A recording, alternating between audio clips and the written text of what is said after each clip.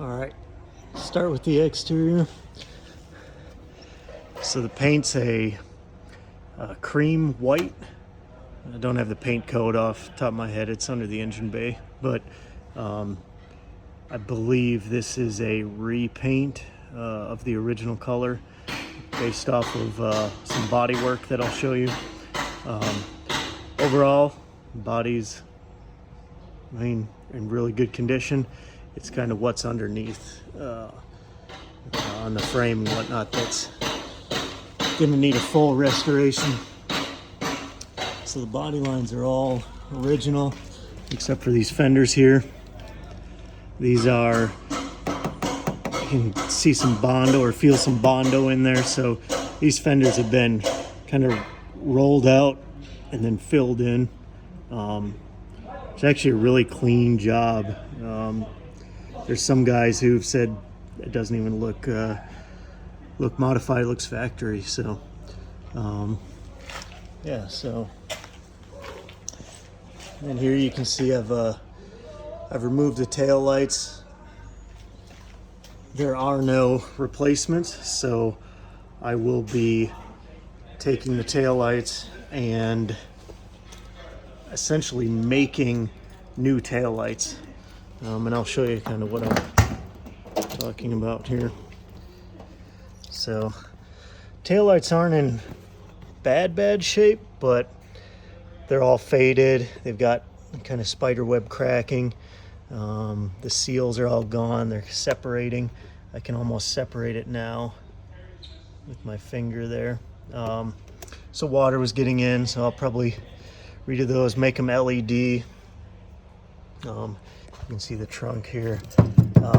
It's pretty solid, but up underneath the carpet, it's pretty shot. And this is kind of the extent of the rust back here. It's all gonna have to be redone. And then the underside. All factory, 100% factory, except for when I purchased the car, the rear all the springs were cut. So for Japanese inspection purposes, I had to go purchase different springs that I couldn't find. So the rear springs are off of a Mazda MPV, which is a family van, and the fronts are actually A90 Supra springs that I found at Up Garage. I just measured hundreds of springs until I found the right one. So probably not hundreds, dozens, and found some that fit. And there she is.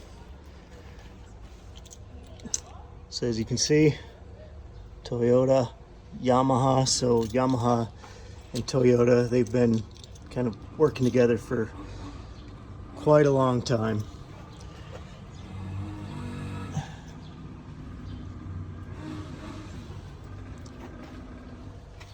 I think earlier I said electronic fuel ignition.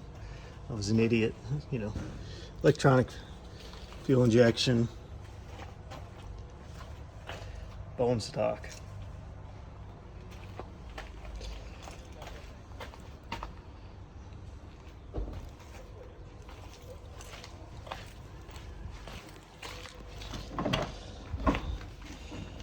All right, I've already removed the door panels, the rears and the fronts. Well, of course, the rear passenger seat panels, door panels. Shipped them off to Thailand a week ago, and he already received them. And I'll be giving him a shout out once I get him back. Does really good work for old classic Japanese cars, and I can't wait. I'm not going factory. I'm not going factory with this car at all. It's gonna have all 4 seats in it, but it'll be a street/track car, something that I can have fun in the mountain roads and take it to the track and still feel comfortable and safe.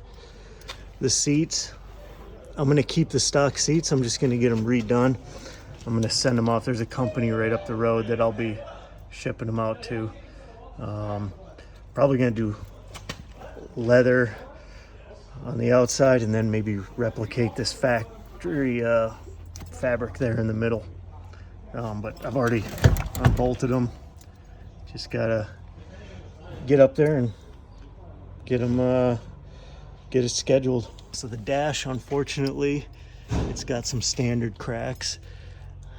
Probably be, I'm gonna be doing a lot of carbon fiber. At least I plan to do carbon fiber front fenders, carbon fiber bumpers if I can, carbon fiber dash.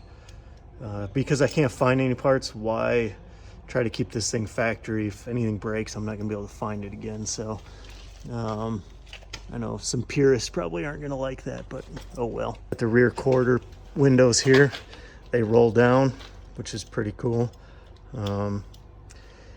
This stuff here, this is what worries me on this build. All of the weather stripping, the door and window stripping, trunk, windshield, back window, because that's all got to come out for the full body restoration. That's gonna be tough. It's the only thing aftermarket is the steering wheel and the wheels. So these are just some cheap stance magic. You know, I got the multi-lug. They're just, you know, just some cheap rip-offs. They're nice, but I'll be changing those out as well.